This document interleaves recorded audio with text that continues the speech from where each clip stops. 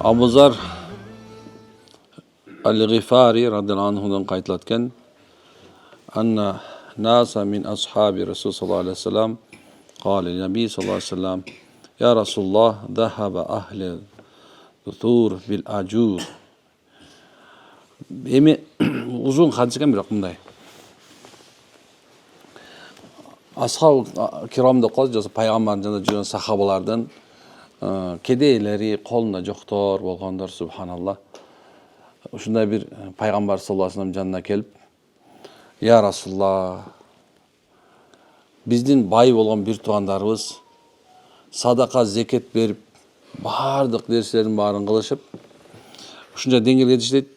Бүт бар сооп алып ашты. Алар сооп жана алып келгенде намаз бизде окушат дейт, оруз кармашат, мал мүлкүнөн садака беришет. Эми ушун менен бизден ашып кетишти, биз эми кедейлер эмне кылабыз десе, пайгамбар саллаллаху алейхи ва саллям пайгамбар саллаллаху алейхи ва саллям силерге садакадан да жакшыраак, же болбосо ушундай бир сооп болгон нерсени бербеди беле. Эгер силер ла илаха иллаллах келмесин көп айта турган болсоңар дегенде баягы сахабалар отуруп калышты. Я Расул, ушул болду. Субханаллах, алхамдулилlah, Аллаху акбар. Сиз айткыла, иншалла, Кудайым берсе силер алардын алды болосуңар. Анан бир күнү кайра келишиптир. О Аллахтын элчиси, баягы эмнекен ушунча деңгээлге жетишти дейт. Эми алар да көбүрөөк зикир айтып башташты десе, пайгамбар саллаллаху алейхи ва саллям айткан, Алла Таала дейт, кимге кааласа жакшылык берет, мен эмне кыла алам дегендей, Алла Таала кимге кааласа жакшылык берет деп айткан экен. Демек, сиз менен бизге бул сахабалардан ала турган өрнөк ушур экен. Жакшылыктын мындай чеги жок экен. Мисалга алса, биз да садака кыла алат экенбиз.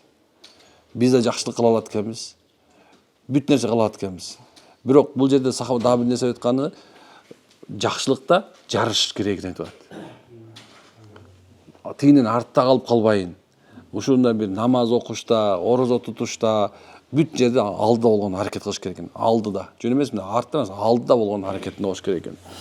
Анан да уланса айткан, пайгамбар айткан дагы бир жерде баягы сахабалар келип, я Расулуллах, биз эми садака бере албай калдык дегенде, айтып аткан, Алла Таала дейт, силерге садака бере турган нерсени да бербеди беле. Биз ошо, я Расулуллах, кандай садаканы бизге беришке мүмкүнчүлүк берилсе, пайгамбар айткан, ар бир таспих дейт, Аллаху акбар деп айтканда дейт да, бир такбирге бир садака берилет. Ар алхамдулиллахга дейт, бир садака берилет. Ла илаха иллаллахка бир садака берилет. Бирөөнүн жакшылыкка буйруганыңар үчүн бир садака берилет. Ар кандай жамандыктан тосконор үчүн да бир садака берилет. Жадагы саалаган эмес дейт. Жубайларыңар менен жыныстык катнашта болгоңар да садака болуп сөйлөт. Көрдүк турбайбы? Демек, садаканын субханалла эч кандай мындай чеги жок экен. Ар адам өз садака кылат экен. Демек, бул жерде айтылып аткан нерсе экен, Мутаффин сүрөсүндө Алла Таала айтып аткан, жарышкысы келгендер үчүн, демек, жарышкысы келгендер ушул үчүн жарышсын. Кайсы нерсе үчүн жарышышыбыз керек? Мисалы, кайсы нерсе үчүн жарышыш керек мусулман? Десе, жакшылык кылууга жарышыш керек экен. Намазда бир фазаил амалда бир сонун бир окуя келет. Мен ушуну окуй берип дайыма тажабайм да, дайыма окуп коем. Бир күнү дейт, чоң аалымдардын бирөөсүнө бир баланын атасы, о устаз, менин балама бир насаат айтып койсоңуз. Ушул мезгилде көп аябы бизге де келишет, насаат айтып койсоңуз, минтип койсоңуз, урушуп койсоңуз деп телефон беришет, мындай алып койчу депчи. Анан тааныбаганда кээ бирде ким экенин билбей алып эле деп баштасаң, эмне ишиң бар деп айтчу дейт. Анан бирок айта турган үлгү ушундай, баягы субханалла, макул, мен балаңызга бир насаат айтып коеюн деп, анан баласын издеп жүрүп, бир караса, бир жерде отуруптур. Анан я балам, о улум, сен ушундай деп баштаганда, ата, устазым, билем сиз азыр мени момун кылба деп айтып атасыз дейт. Бирок менин жолдошторум дейт, менден биринчи кетип калышты бул дүйнөдөн дейт. Алар могул ишти айтып баштаганда мен таң калдым дейт. Ушундай ишти таң калдым. Эми алар жарышып атып дейт, менден биринчи тияка кетип калышты. Менден биринчи бейишке кирип кетишти. Деп, эмнеге ошол кармап аткан орозосун дагы кармап, намаз окуп атып, бир нече уктум дейт, ошол баланын жаназасы чыккандыгы туурасында дейт. Бул мурунку замандагылар ошондо бири-биринен дин үчүн, ахирет үчүн жарышкан кичинекей баласынан беричи. Анткени ушундай зирек, ушундай бир иманга кубатталган балдар болгон да. Биздикилер болсо азыр баласына сотко бербей койчу. Сени чаап салганга даяр. Интернет өчүп кала турган болсочу, охо, анда проблема. Интернет жок, эме жок. Балаң эмне кыларын билбей калат. Анткени умтулуу жок да.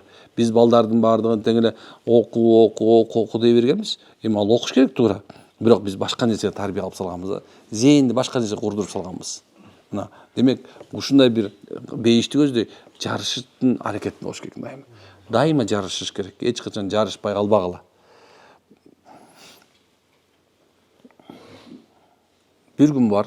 Негизи эле акыр кыяматтын бир аты бул өкүнүч. Кыямат күнүнүн аты бир аты өкүнүч. Бул дүйнөдө адамдар намаз окубай уктап койсо деле өкүнбөйт, туруп басып кете берет. Бирок бир жерден бир прибыльный бир жумуш болуп калып, ошого жетишпей калса, аттын кылат. Мен ошого жетишпей калдым. Ошого жетишсем, момунча прибыль көрмөк экенмин, ай деп кепчип керек болсо давление болуп кетишим ошон үчүнчү. Бирок ахиреттин иши билбейт адамга. Бирок өкүнө турган күн келет. Өлүп анан кайра тирилиш керек болот. Өлүп анан кайра тирилгенден кийин адамдар бул дүйнөдөгү ушу динсиз жашаган убактысы үчүн, зикирсиз өткөргөн убактысы үчүн, бербеген садакасы үчүн, бербеген зекети үчүн, акчасы туруп барбаган умра, хажылык үчүн кейит, өкүнөт. Атаңдын көрү дүйнө. Ошондо бекер отурушунда бир саясат сүйлөп отургандан көрө зикир кылсамчы. Ол бирөөнү жамандап отургандан көрө андан көрө тафсир окусамчы. Бирөөнү ушундай бир отургандан көрө бирөөнүн айыбын алып өзүм айыбымды оңдоого аракет кылсамчы аттың деп ошо ахирет күнү өкүнбөгөн адам болбойт экен. Аял да эркек дагы. Ал эми капырлар болсо качан Алла Таала эки эчкини, бирөө мүйүзү сынык эчкини, мүйүздүү эчке сүзүп туруп, мүйүзүн сындырып салган себебинен эмнекен эки эчкини кыяматтын кыл көпүрө үстүнө алып келип туруп, бири-бирине баягы доо койдуруп, бирине бир өчүн алып берип аткан мезгилде тегерек четти карап туруп, атаңдын көрү, жөн эле болбойт экен. Ошол өчүн алдырып туруп анан кийин эмне кылат экен? Топурак айланып кетет алар. Алар тозок жок, бейиш жок. Ошондо көргөндө аттың ушу топурак эле болуп кетсем кандай сонун болот эле дейт экен, бирок бүтпөйт да, болбойт да. Анын алды тозок күтүп турат, алды жазаканып турат, биягында бейиш турат. Адам ошондо өкүнөт. Бул дүйнөдө бүт эч ким өкүнбөйт да азырчы. Эч ким өкүн байкасаң, көп өкүнгүсү келбейт жашоого. Ибадат кылбаган өкүнгүсү келбейт. Керек болсо тоодой күнөө кылып коюп делечи, адамдар чымындын канатында өкүнбөй калат азыр. Ошо кайдыгерлик ошон үчүн бизде вагонго түшүрүп алечи, өзүбүз эле биз тозокко баратабыз дегендей болот да. Бир сонун хадис бар. Маанисинде ушундай. Алла Таала бейишти жаратып, Жабрейил периштени чакырып, бейишти көрүп келгин деп айтат. Барып, бейишти тегеренип келгенден кийин Жабрейил периштеден сурак болот. Кандай экен? О, Алла, мындай шумдукту көргөн эмесмин. Сен улуусун, Алланы ушуну мактады.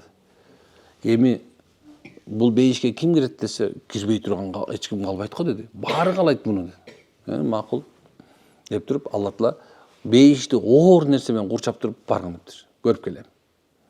Баягы түйүнө баргандан кийин кайра учуп келип суралат экен. Эмне болду десе, "О, Алла, эми бул бейишке эч ким кирбей калат го" деди. Кире албайт буга. Эми бар. Алла тозокту жаратып туруп, тозокту көрүп кел деди. Тозокту көрүп келип туруп айтат экен, субханалла, эми буга эч ким киргиси келбейт дейт. Бирок тозоктун этегин Алла Таала жумшак, жеңил нерсе менен курчап коюп туруп, эмне экен? Барып көрүп кел десе, Жабрейил көрүп айтат экен, эми бул тозокко кирбеген адам калбайт дейт.